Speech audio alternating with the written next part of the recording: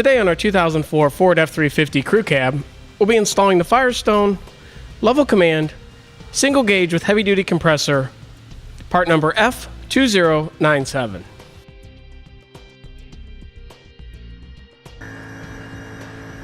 As you can see here, the compressor is turning on and the airbags are filling up.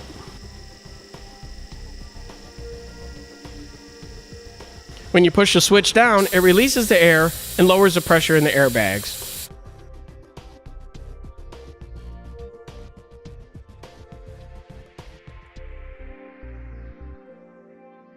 We'll begin by setting up the air compressor before we mount it on the vehicle. We'll need to remove two little red plugs that are capping off the inlet and the outlet port. Now on the inlet port, we need to put a male hose barb,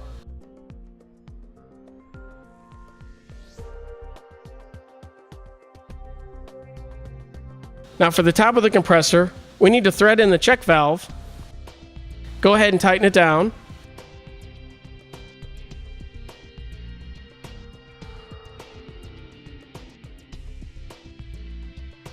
And then we need to put the straight air fitting in, which is a quick release, or where you just push it in and the air hose is locked into place.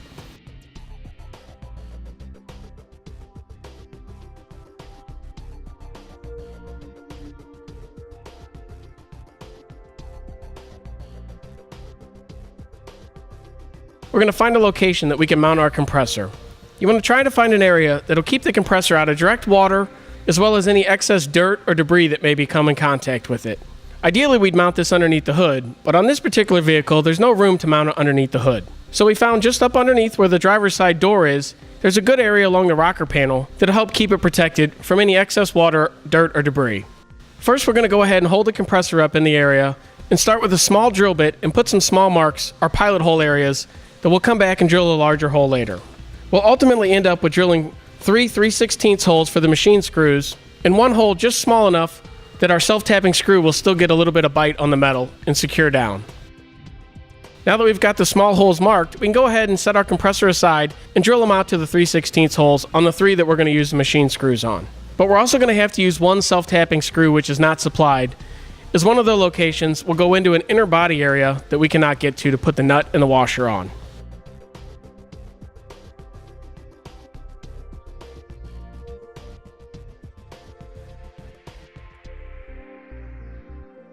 Now that all of our holes are drilled, we'll go ahead and begin by putting the compressor up. First, we'll go ahead and put a flat washer onto the machine screw and then put it through the brass insert and through the inner body. On the other side, we'll put a flat washer and a locking nut. We'll repeat this for these three holes.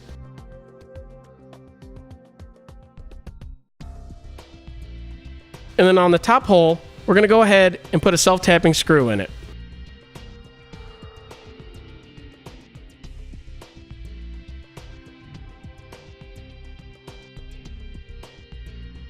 Now that our compressor is tightened down, now we're ready to go ahead and begin routing some of our air lines. Now we want to find a grommet in the inner firewall. We'll need to go ahead and put a small slit in it first. To do this, you can use a razor knife and just put a small slit, allowing the three air lines and the one electrical line to be pulled through it. One of the air lines will be for the intake air filter, which is the black hose that comes with the kit, and we will also be routing two sections of the red air line.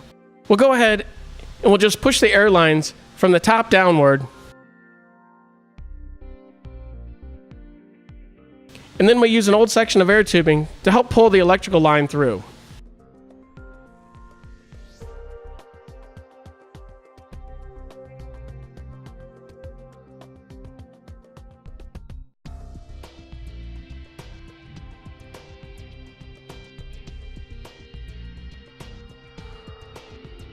Now we need to go ahead and route one of the red air lines down to where we've mounted our air compressor, and it'll connect to the outlet portion of the air compressor, which is where we connected the check valve as well as that straight air fitting.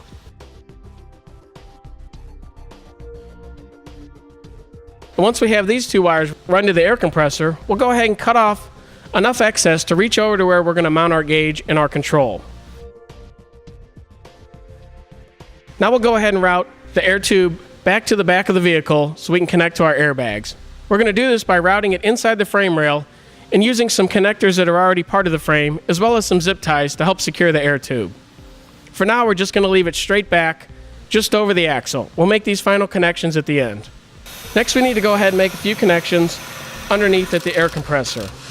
We'll take the black wire, which is the ground wire, with the ring terminal off the end of the pump motor, and we'll connect this to the frame or the body using a self-tapping screw. We need to also go ahead and mount our relay underneath here. The relay is the one that has the red wire, the orange wire, and the white wire coming out of it. The relay we're going to go ahead and mount again using a self-tapping screw just to the side of the air compressor. Once we have this done, we'll go ahead and connect the orange wire with the red wire on the compressor by using the spade terminals.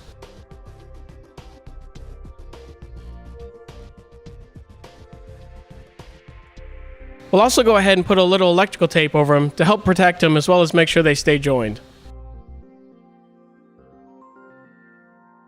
We're going to go ahead and use some zip ties as well as some electrical tape, and we also went ahead and used a loom clamp with the self-tapping screw to help keep the wires secure.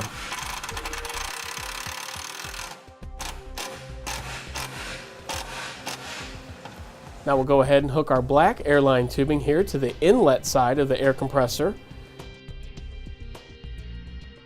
We'll then take the red airline and we'll connect it into the out port on the compressor.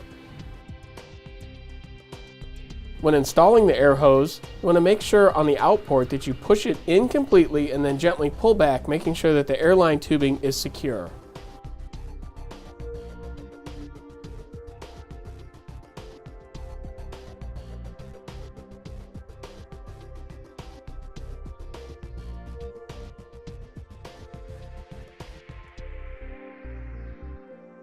Now with this all done, now we need to go ahead and route our red wire that has a 20 amp inline fuse in it up to our battery. To do this, we're going to use a section of old airline tubing and route it from the top of the vehicle down to the bottom. We're going to go just between the fender well and the body.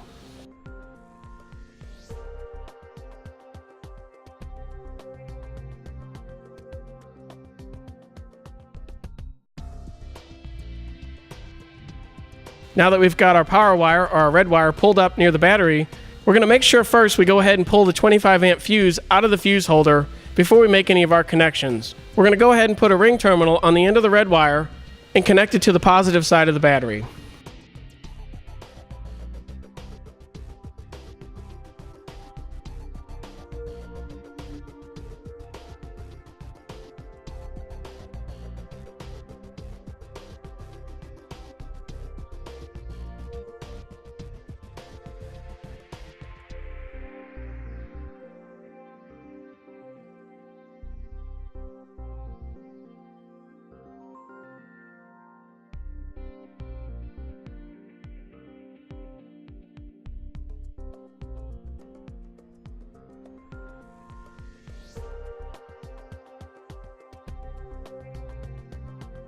We'll also use a few zip ties to help secure any excess wire that we have up here. We need to thread the male fitting onto the back of the gray air filter. Once you have it tightened down, we'll go ahead and push the black air line onto the back of the gray air filter in the male air fitting. Again, we'll go ahead and use a few zip ties to help secure the lines up, as well as making sure they're not going to be any way of the pedals moving or any other steering linkage or anything like that that may either get the wires or the air lines damaged. Now we're ready to go inside the vehicle's cab. And since this is a Ford, we're going to locate the trailer package and find the brown wire out of it, as this wire is used for auxiliary lighting, and when the headlights come on, power goes to this, so we can tie this in to give our illumination for our gauge.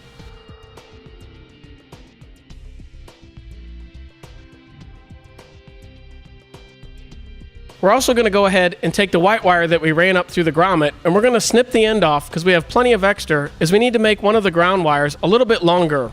We'll reconnect the spade connector off the white wire using a butt connector and some electrical tape.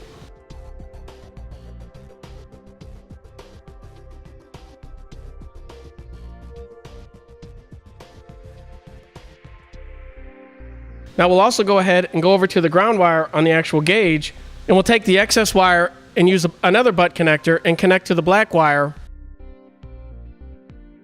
as well as some electrical tape to get our ground wire a little bit longer.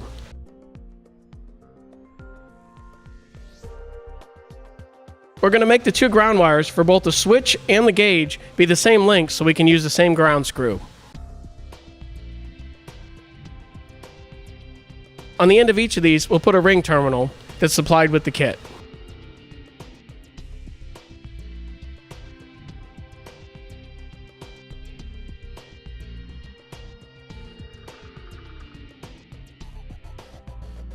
Now let's go ahead and temporarily mount our gauge console to make sure that we've got our wires the correct length as well as the air tubing.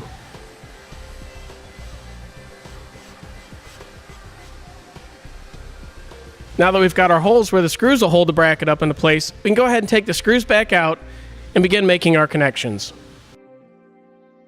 Be careful when pushing the air tubing on that you don't kink it. A quick tech tip, you also want to make sure that when pushing the red air line from the compressor through the firewall and the rubber grommet, that you mark it somehow. So you want to put either a piece of electrical tape or some other means of marking it so you know which red air line goes to which side under the vehicle.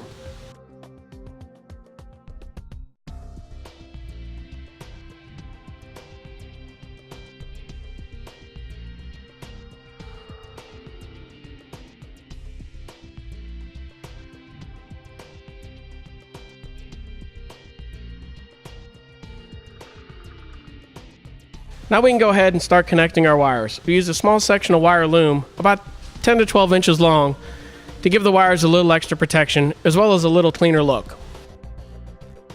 Now we also need to go ahead and connect the brown wire from the trailer package to the other black wire coming off the back of the gauge. This will be for the illumination or the lighting of the gauge at nighttime.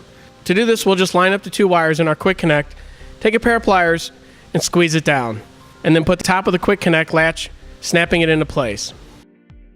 We'll connect the white wire that came off the relay from underneath the vehicle to the white spade connection off of the switch.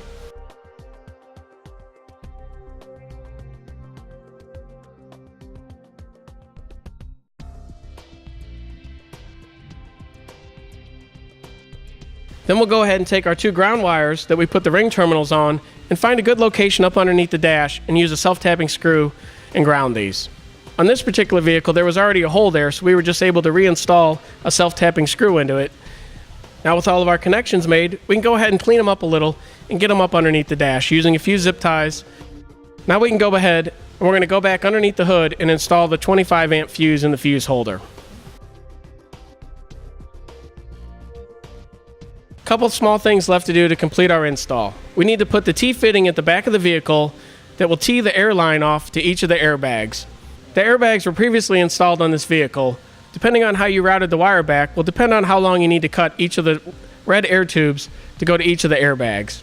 Now to make the connections to the top of the airbags, they again just have the quick connect air fittings where you cut the tubing square and then push it firmly into place and it'll lock into the air tube fitting.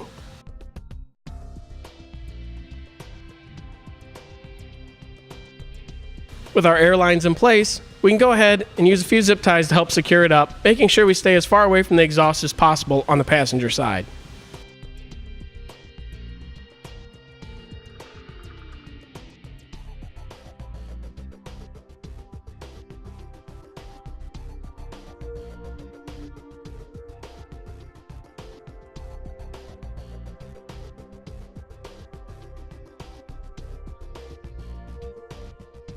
Now we're ready to go ahead and test out our compressor to make sure that everything's working properly and we're getting air back to our airbags.